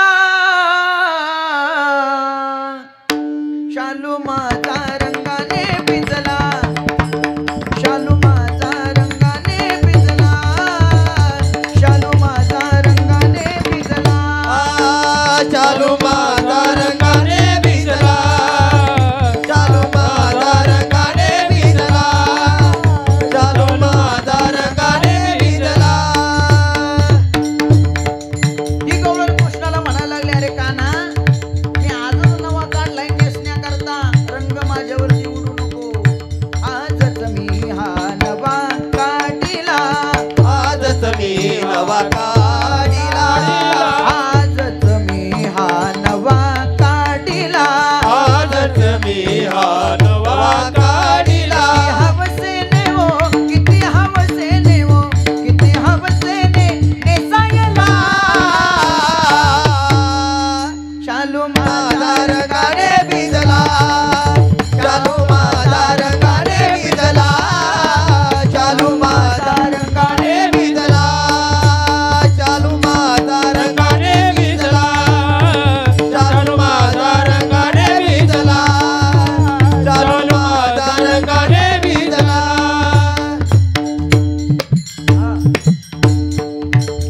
ती गवळण कृष्णाला म्हणते काना अरे माझ्यावरती जर बाबा तू रंग उडवलास तर मी सासूरवासीन गवळण आहे बाबा. घरी गेल्यानंतर सासू माझ्यावरती चिडेल माझ्यावरती रागवेल. सासू विचारीला मजला सासू विचारीला मजला सासू विचारीला मजला सासू विचारीला मजला. गेली सरास क्रीडेला का गेली सरास इडेला गेली सरास इडेला गेली सरास इडेला. ती गवळण म्हणते काना अरे माझी सासू माझ्यावरती रागवेल मला म्हणेल काय गेली रास क्रीडेला का गेली सवो का गेली सवो गेली सो गेली सो का गेली रास क्रीडेला शालू माझा रंगाने भिजला शालू माझा रंगाने भिजला शालू माझा रंगाने भिजला रंगाने भिजला. हो देवाने मात्र रंग उडवल्याशिवाय राहिला नाही. अशा अनेक प्रकारच्या खोड्या देवाने केल्या. ऐका एक दिवस एक गवळण म्हणे का ना लईच खोड्या करतो म्हणे माझ्या घरी येऊन दाखव नाही तुला बांधून ठेवलं तर मग काय. देव म्हणे तुझ्या घरी येतो म्हणे उद्या. ती गवळण मात्र रात्रभर जागी. कधी हा काना येतो कधी हा कृष्ण येतो. ऐका आणि त्या गवळणीला टुकला लागला म्हणजे झोप लागली. तेवढ्यात भगवान आले. काय दही दूध तूप लोणी काय खायचं ते खाल्लं सगळं सांडवलं आणि आता बाहेर जाणार. तेवढ्यात गवळणीला जाग आली. गवळणीला जाग आली. गवळणीनं कृष्णाला बांधून ठेवलं रात्रभर बांधून ठेवलं. आणि आज कृष्णाला सांगितलं, कृष्णा सापडला की नाही म्हणे, कसा पळत होता, कसा फिरत होता, आता सापडला नाही. आता सांगते तुला, तुझी आई लय वर तोंड करून म्हणत होती माझं पोरग असं नाही, माझं पोरग तसं नाही. आता सांगते म्हणे तिला स्वतःच नाही धड पाठेन तुमच्या. हा सांगतेच म्हणे तिला उद्या. आता कृष्णाला बांधून ठेवलं. सकाळी दिवस उगवला. उगवल्यानंतर खऱ्या अर्थानं कृष्णाला घेतलं, हातात धरलं आणि निघाली नंदबाबाच्या वाड्याकडं. नंदबाबाच्या वाड्याकडे निघाली. गवळण होती, हातात कृष्णाला धरलं होतं. तिच्या मागे तिचा पती चालत होता. कृष्णानं थोडासा अंदाज पाहिला, हळूच आपला हात काढून घेतला आणि तिच्या नवऱ्याचा हात तिच्या हातात दिला आणि कृष्ण पळून गेला. पळून गेला. गवळण म्हणत होती, सांगते तुझ्या आईला लय वर तोंड करून बोलत होती माझा कृष्ण असा नाही, माझा काना असा नाही. आता तिला दाखवतेच म्हणे. गवळी म्हणे, अगं माग तर पाय ना. नाही मागं पाहणार नाही, पुढं पाहणार नाही. आता तिथं गेल्यानंतर तुझा हात, तिथं गेल्याशिवाय हात सोडणार नाही. गवळी म्हणायचं, अगं माग तर पाय. ती म्हणायची मागं पाहणार नाही, पुढं पाहणार नाही. गवळी म्हणायचं, अगं माग तर पाय. शेवटी नंदबाबाच्या वाड्यात गेली. नंदबाबाच्या वाड्यात गेल्यानंतर यशोदेला आवाज द्यायला लागली, ए यशोदे बाहेर ये बाहेर. लय बोलत होती माझा कृष्ण असा नाही, माझा काना असा नाही. आज आणला म्हणे पाय धरून आणि कृष्ण घरात बसेल होत. कृष्ण म्हणे, मम्मी काय झालं म्हणे, बाहेर कोणतरी आलं ते पाहून येते. कृष्णाने कानाने हट्ट केला म्हणे मला येऊ दे. कृष्णाला कड्यावर घेतलं आणि यशोदा बाहेर आली. कृष्णाला यशोदेच्या कडेवरती पाहिलं आणि गवळण जागेवर पंक्चर झाली. म्हणजे कृष्ण जर तिडे तर आपल्या सगळं कोणी. तिनं माग गवळून पाहिलं तर तिचा कोण होता, हा कोण होता, नवरा होता. म्हणे तुम्ही कधी आले. आग साऱ्या रस्त्यानं सांगत होतो माग पाय, माग पाय, माग पाय. माझी पार तो घसरगुंडी केली म्हणे, पण माग पाहिलं नाही. अशा अनेक प्रकारच्या खोड्या. आता कृष्णाचे हे काल्याचं कीर्तन म्हणजे ही मारुतीची शेपूट आहे. किती लांबली तर लांबत जाते. अशा अनेक प्रकारच्या खोड्या देवानं सुरू केल्या. एक गवळण पाहुणी आलेली होती. पाहुणी ती म्हणे, माझ्या गावात जर असं आगाव कार्टा असतं तर त्याला एका मिनिटात नीट केलं असतं. कृष्ण म्हणे, बोबड्या ही कोणाच्या घरी पाहुणी येईल पाय रे. बोबड्याने सांगितलं, आमक्याच्या घरी पाहुणी येईल. कृष्ण परमात्मा रात्री तिच्या घरी गेले. असं तव्याचं काळा घेतलं आणि तिच्या असं मिशीला लावून दिलं आणि पळून आले. आता सकाळी पहाटे दिवस उगवल्यानंतर लहान लेकर उठले घरातले. लहान लेकरानं ते पाहिलं. लहान लेकरानं बोबाटा केला, आजीच्या तोंडाला मिशी आली. पोरं बारा, आता लहान पोरं म्हणजे त्यांना आनंद झाला का लगेच शेजारच्या घरी सांगायला, चला चला म्हणे आमच्या आजीच्या तोंडाला मिशी आली, आमच्या आजीच्या ओठावर मिशी आली. आता ती आजी जिच्या घरी पाहुणे येईल होती त्या सासूची ती बहीण होती. त्या सासूच्या सुनानं पाहिलं, हिच्या तोंडावर काय आलं, मिशी आली. ती सुद्धा हसायला लागली. त्या सासूने सांगितलं, काय म्हणे माझ्या बहिणी का पाहून हसते. तिनं बिचारीनं तोंडाला पदर लावला, बाहेर निघून गेली. पण मात्र इकडे हे गोपाळ जमा झाली. आजीच्या तोंडाला मिशी, आजीच्या तोंडाला मिशी. तिनं आरशात पाहिलं आणि खरंच अशी मिशी आलेली होती. तिनं पुसण्याचा प्रयत्न केला, पण बाबा घडला असं, तिचे काही काळं लावलेलं होतं ती गेलं पुसून, पण तिथं ओरिजिनल आल्या. हा काय ओरिजिनल यायला लागल्या. घरातले म्हणे घरातला वाद आहे, घरातच मिटून घेऊ. नाही बाबाला बोलवा, कशाला. हा पण जशी जशी मिशी काढायची तशी तशी मिशी फुटायची. अशा अनेक प्रकारच्या देवानं खोड्या केल्या. आणि एक दिवस घरातच देवानं खोडी केली. घरात खोडी केल्यानंतर यशोदेला कळालं की नाही खरंच आपला पोरगा खोडकर आहे. आता यशोदेने कृष्णाला सांगितलं, कृष्णा आता तू घरी थांबू नको, आता तू कुठं जाय, रानात जाय. कशाला, पत्ती खेळायला. मग देवाला सांगितलं का ना आता तो शाळेत जायचं. आणि त्या काळची शाळा म्हणजे गायांची शाळा. मग कृष्णाचा मस्त मेकअप करून दिला यशोदे मातेनं, मस्त मेकअप करून दिला. कसा, खांद्यावरी कांबळी, हातामध्ये काठी, चारितसे देनू, चारितसे देनू, सावळा सावळा जग जेठी, राधे राधे राधे राधे मुकुंद मुरारी. असा सुंदर असा देवाचा मेकअप करून दिला. आणि कृष्णाला सांगितलं, कृष्णा आता तू घरी थांबायचं नाही. मग कुठं जायचं, उद्या जाई राणा सवे घेऊन गोदना. कृष्णा तो आता तो राणा जायचं, घरी थांबायचं नाही. कृष्ण असे गल्लीत आले, चौकात आले आणि आपल्या गोपाळांना आवाज द्यायला लागले, हे गोपाळांनो चला म्हणले अरे आपल्याला रानात जायचं. कशा करता? अरे तुम्ही गाया घेऊन सारे गोपाळ रानात या, गोपाळ रानात या, गोपाळ रानात या. गोपाळांना बोलवलं आपल्याला रानात जायचं म्हणे गाया चारण्या करता. सगळे गोपाळांच्या गायी घेतल्या, कृष्णाच्या घेतल्या आणि रानात चारण्या करता गेली. रानात गायी सोडल्या चारण्या करता आणि देवानं गायी चारण्या करता सोडल्या आणि कृष्ण मस्त असते त्या ठिकाणी 1.5 पायावरती उभे राहून मस्त अशी ओटाला बासुरी लावली आणि कृष्ण बासुरी वाजवायला लागले. पण बासुरी वाजवताना बाबा इतकी सुंदर देवानं बासुरी वाजवली, इतकी सुंदर वाजवली. कशी वाजवली? मृदू मधुर मधुर वाजवी तो वेणू, मृदू मधुर मधुर वाजवी तो वेणू. इतकी गोड इतकी सुंदर देवानं बासुरी वाजवली. त्या गोपिका तल्लीन होऊन जायच्या. त्या कृष्णाची बासुरी ऐकली, त्या कृष्णाला पाहिलं की त्या डोक्यावरती माठ घेऊन निघालेल्या असायच्या दही विकण्याकरता, दूध विकण्याकरता.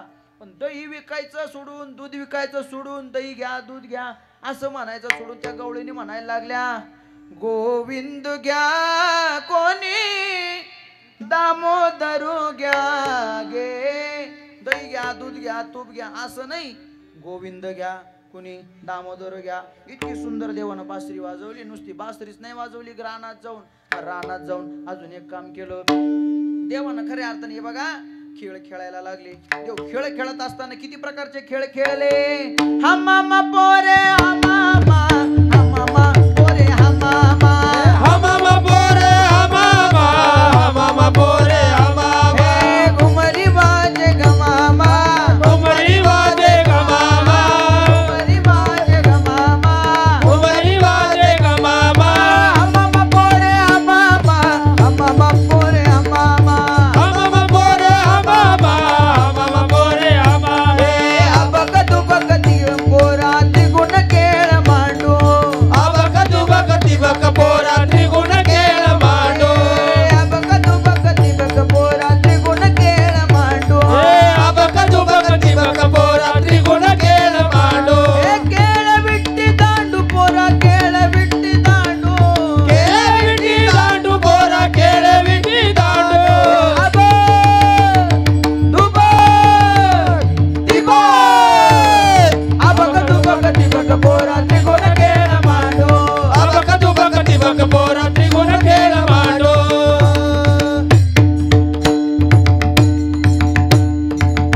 अनेक प्रकारचे देव खेळ खेळायला लागले. कुठं? गायी चारण्या करता रानात गेले. हे बघा आजचं कीर्तन म्हणजे काय मायान ब्रह्मन वेदन. आजचं कीर्तन म्हणजे फक्त भगवान परमात्म्याचं उच्चारण या ठिकाणी लीलांचं उच्चारण करायचंय म्हणून ऐका. अनेक प्रकारचे खेळ खेळायला लागले देव. खेळे भवरा ग बाई खेळे भवरा, या राधिकेचा नवरा. खेळे भवरा ग बाई खेळे भवरा. अशा अनेक प्रकारचे खेळ देव खेळायला लागले. नुसते खेळत नव्हते तर देवावर डावाला देव चिडी जायचे. देवावर डावाला देव म्हणायचे मा पोट दुखू राहिले मला नाही खेळायचं. हे बघा आता ते पूर्वीच्या काळात ते क्रिकेट खेळायचे. क्रिकेट खेळायचं आपण आऊट झालं की ते लगेच म्हणायचं मला नाही खेळायचं मी चाललो घरी. गोपाळ चिडायचे का ना अरे तुझ्यावरती डाव आला आणि तू चिडतोय असं जमणार नाही, मग तुला डाव द्यावा लागेल. देव डावही द्यायचे. देव डाव सुद्धा देतो. देव डाव देतो पण कोणाला? जो इथं पावती फाडीत नाही त्याला, जो इथं कीर्तनाला येत नाही त्याला, जो अन्नदान करीत नाही त्याला देव डाव. विठाला विठाला विठाला विठाला विठाला विठाला. अनेक प्रकारचे देवानं खेळ खेळले. आणि बघा तिथे रानात गेल्यानंतर गाय वळण्याची पाळी असायची. आधी पेंद्यानं वळाव्या, मग सुदाम्यानं वळाव्या, मग बोबड्यानं वळाव्या. आणि कान्हा मात्र गाय वळण्याकरता जात नव्हता. कान्हाची पाळी आली की कान्हा म्हणायचं माझं पोट दुखू राहिलं तुम्ही वळा. गवळी म्हणायची अरे आपल्या 10-5 गाया याच्या 9 लाख वळायच्या ना आपल्या 10-5 आणि याच्यावर पाळी आली का झोपून घेतो म्हणे. असं जमणार नाही म्हणे. कोणाला तरी बोलावं लागेल. त्या कान्हाला त्या कृष्णाला कोणाला तरी बोलावं लागेल. मग आता कोण जाईल बोलायला? आता मोठ्या समोर बोलायचं म्हणजे धाकच आहे ना. कोण जाईल पण ज्याला बोलता येत नाही त्याला बोलायचं लय पुळका. ज्याला बोलता येत नाही त्याला मी बोलणार. तर सप्त्यात काही काही ठिकाणी बघा समाधान महाराज ज्याला बोलता येत नाही तो माईक उठून उभा राहणार.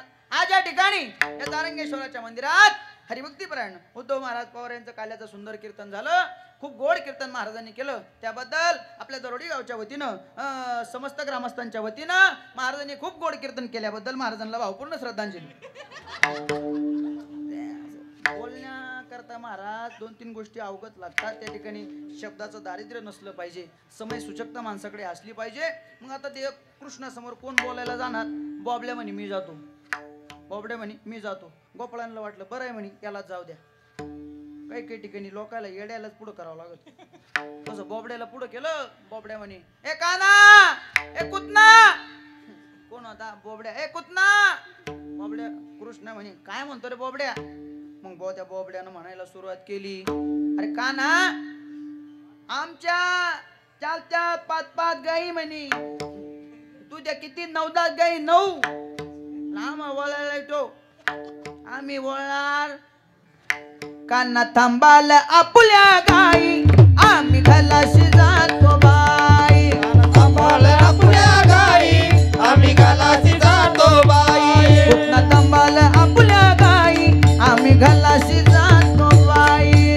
थांबाल आपल्या गाई आम्ही घालाशी जातो बाई. काल हो गवळी गाय व्याली. काल हो गवळी गाय व्याली. खलवत लय लय लय लय लय बाली. कळवत लय लय लय लय बारी. खलवत लय लय लय लय लय बाली. कळवत लय लय लय लय बारी. सगळ्या गवळ्यांना दिला तो बोबड्या सांगतोय. सगळ्या गवळ्यांना दिला आणि मला मात्र दिला नाही. म्हणून काना थांबाल आपल्या गाई आम्ही घालाशी जातो बाई. कान सांभाळ आपल्या गाई आम्ही घराची जातो हे बाई. कुठं थांबाल आपल्या गाई आम्ही घालाशी रे जातो काना बाई. सांभाळ आपल्या गाई आम्ही घराची जातो बाई.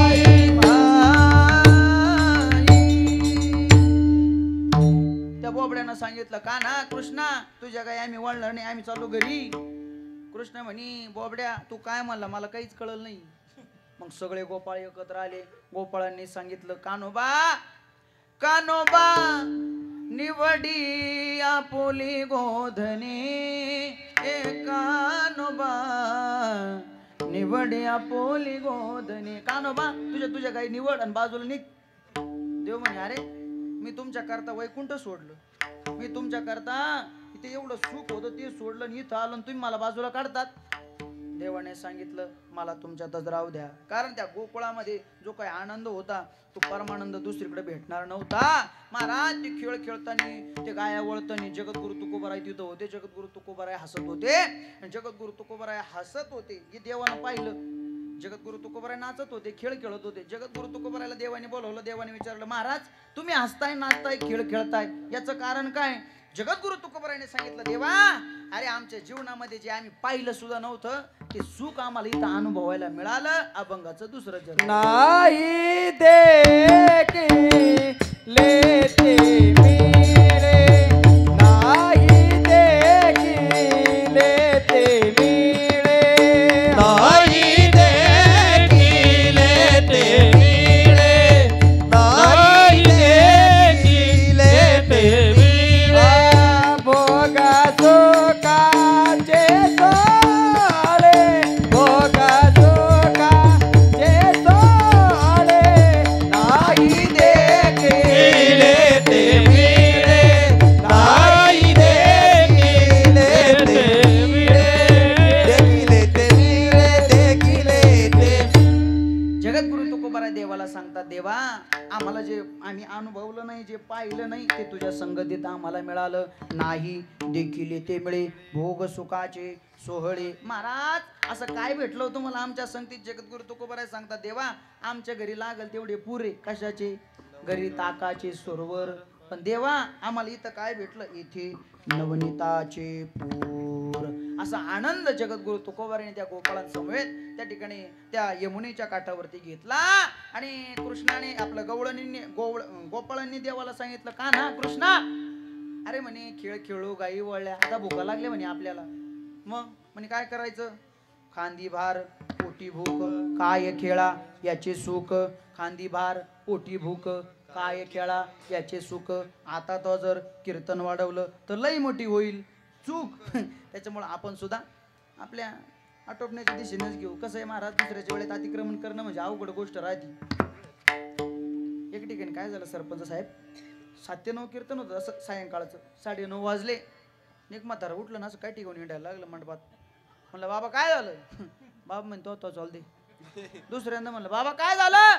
बाबा म्हणतो तो चाल दे. तिसऱ्यांदा म्हणलं बाबा झालं काय? बाबा म्हणतो तो चाल दे. मी तुला काही म्हणलो का? तुला आणलं का ना मी त्याला पाहू राहिलो. म्हणजे आपण आपल्या वेळेत आटोपलेलं बरं. चला, गोपाळांनी सांगितलं का ना कृष्णा अरे भूक लागली म्हणे आम्हाला. कृष्णाने सांगितलं जा म्हणे आपल्या घरून शिदोऱ्या घेऊन या. प्रत्येक गोपाळ प्रत्येकाच्या घरी गेले, शिदोऱ्या घेऊन आले. शिदोऱ्या घेऊन आल्यानंतर आता कृष्णाने सांगितलं अरे काय म्हणले शिदोऱ्या आणल्या, कोणाची अशी कोणाची तशी कोणाची अशी. देवानं काय केलं, याची शिदोरी पाहिली, अरे ही शिदोरी चालणार नाही. त्याची शिदोरी पाहिली, अरे ही शिदोरी अशी आहे. गोपाळा म्हणायला लागले कान्होबा अरे तुझं चांगलं आहे बाबा, पण आम्हाला कसं दिलं तू? कान्होबा तुझी गोंगडी चांगली आम्हासी का दिली वांगोळी रे. कान्होबा तुझी गोंगडी चांगली. आले लक्षात? विठ्ठल विठ्ठल. मग देवानं कोणाला हलकं कोणाला जास्त असं न होण्यापेक्षा सगळ्यांच्या शिदोऱ्या एकत्र केल्या. सगळ्यांच्या शिदोऱ्या एकत्र केल्यानंतर तो काला केला. कोणता काला? जो देवानं यमुनेच्या काठावरती केला. कोणता काला? जो स्वर्गाधिक देवांना दुर्लभ आहे. वैकुंठी तो ऐसे नाही कवळ काही काल्याचे. आणि गोपाळांना सांगितलं हे बघा हा काला खायचा, हा प्रसाद खायचा आणि हात धुवायला यमुनेत सुद्धा जायचं नाही. मग हात पुसायचे कुठं? हात पुसायचे कुठं? कारण काला खाण्याच्या आशेनं देव त्या पाण्यामध्ये मासे झालेले आहेत. त्या माश्यांना तो काला भेटला नाही पाहिजे म्हणून ते हात अशा जागेवर पुसा का तिथं मासे काय माश्या सुद्धा जाणार नाही. मागच्या बाजूला पुसा म्हणे हात. असा तो काला देवानं केला. आणि तो काला केल्यानंतर असे छोटे गोपाळ पुढे बसवले, थोडे मोठे मागं बसवले, थोडे मोठे मागं बसवले. जे लईच मोठे होते ते देणगी टिपायला बसवले. असे गोलाकार भाग तयार केला. आणि भाग तयार केल्यानंतर त्या ठिकाणी प्रत्येकाच्या हातात माझ्या भगवान परमात्म्याने तो काला दिला. गोपाल कृष्ण भगवान की जय. जो काला वैकुंठात नाही, जो काला त्या ठिकाणी देवादिकांना नाही, तोच काला आज आपल्याला या ठिकाणी आपल्याला अनुभवायला खायला मिळणार आहे. तत्पूर्वी वारकरी संप्रदायाच्या नियमाप्रमाणे सुंदर असं त्या भगवान परमात्म्याचं आपण भजन करू आणि राहिलेल्या 5-10 मिनिटात आपण आपली सेवा समर्पित करू. सगळ्यांनी वरती हात करा वरती हात. विठोबा रखुमाई जय जय विठोबा रखुमाई.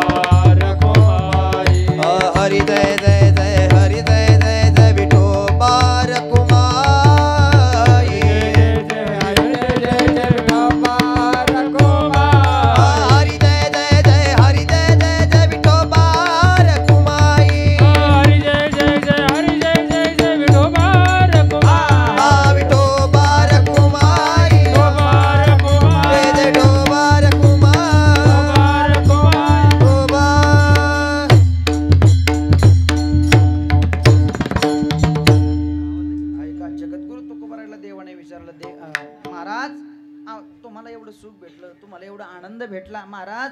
आता हा आनंद, हे सुख तुमच्याजवळ आल्यानंतर तुमचा अनुभव काय, तुम्ही काय करणार? जगद्गुरु तुकोबाराय म्हणतात, देवा हा आनंद, हे सुख जे आम्हाला भेटलंय ना देवा, ते आम्ही मात्र आता हरवणार नाही, आम्ही मात्र ते आता दवडणार नाही. अभंगाच्या शेवटच्या तुका म्हणे आता, तुका म्हणे आता, तुका म्हणे आता, तुका म्हणे आता, तुका म्हणे आता, तुका म्हणे आता, तुका म्हणे आता, तुका म्हणे आता. आम्ही नवजो दावडीता, आम्ही नवजो दावडीता, नाही देखिले ते मिळे भोग सुखाचे सोहळे.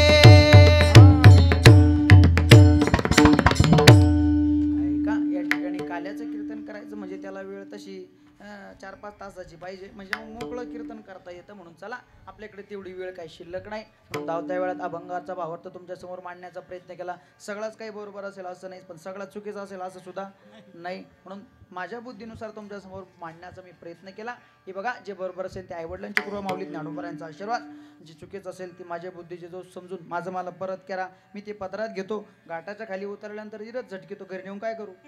म्हणून चला, सगळ्यांना वंदन करतो, प्रणाम करतो. खूप गोड या ठिकाणी सर्व मंडळी आहेत. माता माऊली या ठिकाणी किती मोठ्या संख्येने उपस्थित राहिला, त्यांच्याकरता एकदा टाळी वाजवा पुरुष मंडळी. नंतर त्या येणं म्हणजे आता साधी गोष्ट नाही राहिली साहेब, कारण त्या साध्या नाही राहिल्या, लाडक्या बहिणी झाल्या. कोणाच्या? मुख्यमंत्र्याच्या. बरं, त्या झाल्या लाडक्या बहिणी. दाजी कागद वऊच मेला, हा कागद राहिला, ती फाईल राहिली. चला, हप्ता आला ना तुम्हाला? आला ना? हा आला का? वा वा वा. अशा सगळ्यांना वंदन करतो, प्रणाम करतो. पुरुष वर्ग या ठिकाणी बाहेर आहे, खूप जण उपस्थित आहे. तिकडे माग आहे, भरपूर गर्दी झाली, पार तिकडे लोक बसलेले. तुम्ही माझ्याकडे पहा. हा, असे सगळे या ठिकाणी उपस्थित आहे. आमचे समाधान दादा आहे, त्यांच्या माध्यमातून खऱ्या अर्थाने इथं येण्याचा योग आला. आमचे सरपंच साहेब आहे, त्यांनाही वंदन करतो, प्रणाम करतो. खूप गोड कार्यरत ते आपल्या गावासाठी असतात. त्यांच्या चरणावरती नतमस्तक होतो. खूप गोड धोतर घालून, मी ते पाहिलंच नव्हतं आधी. वा, मला नाही वाटत महाराष्ट्रात कोणता सरपंच धोतर घालून निघत असत. पण आमचे सरपंच साहेब, आपलं कार्य आहे भगवान परमात्म्याचं कार्य आहे. त्या ठिकाणी भगवंताचं आज काल्याचं कीर्तन आहे, म्हणून खूप गोड त्यांनी सुद्धा धोतर मस्त मेकअप करून ते या ठिकाणी उपस्थित राहिले. त्यांनाही वंदन करतो, प्रणाम करतो. त्यांच्याही चरणावरती नतमस्तक होतो. गायनाचार्य हरिभक्तीपरायण आमचे नामदेव महाराज आहे, हरिभक्तीपरायण आमचे गोविंद महाराज आहे, बाबाश्री या ठिकाणी संपूर्ण. आता ते कसं असतं बाबा, पहिलाच मुळाला आलेली सून, तसं एक मूळ झालं माझं ना, ते तिचे 2-4 मुळं झाले का मग तिला हळूहळू समजतं दियर कोण, भाया कोण, भाऊजाई कोण. म्हणजे मी म्हणत नाही माझे 2-4 मुळं करा. चला, असे सगळे ज्या ठिकाणी उपस्थित आहेत, चौकदार तुम्हालाही वंदन. तुळशीवाल्या मातल्या तुम्हालाही वंदन करतो, प्रणाम करतो. आमचे उमेश दादा, त्यांनाही वंदन करतो, प्रणाम करतो. खूप गोड त्यांचं चॅनल आहे, त्यांच्या चॅनलचं महाराष्ट्राच्या बाहेर नाव गेलंय, म्हणून त्यांनाही वंदन करतो, प्रणाम करतो. खऱ्या अर्थाने ही सगळीच मंडळी या ठिकाणी आमचे नानाश्री आहेत. अशा सगळ्यांना वंदन करतो, प्रणाम करतो. या ठिकाणी आज चारंगेश्वर भगवंताच्या मंदिर प्रांगणामध्ये आपण सर्व उपस्थित राहिले, तुमच्याही चरणावरती नतमस्तक होतो. आणि आता सकल संतांचं भजन होईल. हा, पिंगळाही घेऊ, पण पिंगळ्याचे भाव सरपंच साहेब लय वाढले आता. पिंगळा जवळजवळ 51,000 गेला. चला, काही टेन्शन घेऊ नका, आपण तेही घेऊ. तत्पूर्वी सकल संतांचं एकदा मोठ्या प्रेमानं आपल्याला भजन करायचंय. माझ्या पाठीमागं म्हणणार ना तुम्ही? माझ्या पाठीमागं महिला मंडळ म्हणणार ना? म्हणणार ना? म्हणणार ना? तुमचा तर आवाज बंद झाला. गरीबाईचा आवाज ऐकला पाहिजे. पप्प्या माग होय, नाही तर बापा सगळं उभा चिरील. काय पोरं ताकद पुढे जायची. वरती हात करा, माझ्या पाठीमागं म्हणायचं सगळ्यांनी. पहिला पुरुष सगळे सगळे, बाहेर बसलेले उभे असलेले सगळे वरती हात करा. माझ्या पाठीमागं म्हणा, देवा. महिला मंडळ आवाज येत नाही तुमचा. देवा, आमच्या जीवनामध्ये खूप दुःख झालंय, उचल आम्हाला. हे बघा, टाळ वाजणार नाही, पकवाज वाजणार नाही, वाजल फक्त आपली टाळी. हे बघा, या तारंगेश्वराच्या आपण दरबारामध्ये उपस्थित आहोत. त्या भगवान परमात्म्याला सुद्धा आनंद झाला पाहिजे. काय माझे भक्त टाळी वाजवतात. एक टाळी, सगळे वरती हात करा, असे सगळे. एक एक एक जय हो.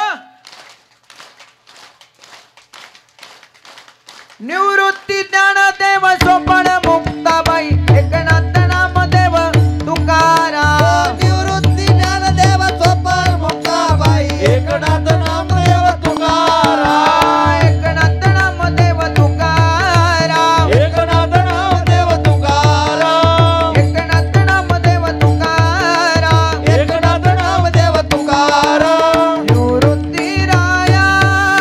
निवृत्ती राया सोपण मुक्ताबाई ज्ञान सकया. निवृत्ती राया सोपन मुक्ताबाई ज्ञान सकया. निवृत्ती राया सोपण मुक्ताबाई ज्ञान सकया. निवृत्ती राया सोपन मुक्ताबाई ज्ञान सकया. ज्ञानेश्वर माऊली नाराज माऊली तुकाराम. ज्ञानेश्वर माऊली नाराज माऊली. ज्ञानेश्वर माऊली नाराज माऊली तुकाराम. ज्ञानेश्वर माऊली नाराज माऊली तुकाराम. हे बघा संत महात्म्यांच्या हृदयामध्ये तळमळे जसा संतांचा उद्धार झाला, जसं संत महात्मे त्या ठिकाणी परमानंदाला प्राप्त झाले, त्या त्या सुखाला प्राप्त झाले, तसं त्यांच्याही मनात तळमळे की आपल्याला ते सुख भेटावं. ते संत महात्मे सतत आपल्याला सांगत असतात, हे बाबांनो गळ्यामध्ये पवित्र तुळशीची माळ घाला, आळंदी पंढरीची वारी करा. हे संत महात्म्यांचं सदैव आपल्याला सांगणं आहे. संत महात्मे म्हणतात तुम्ही आम्ही सांगितलेलं ऐका, आणि जर तुम्ही आम्ही सांगितलेलं ऐकलं नाही तर पुढं मात्र धोका आहे. कोणता धोका?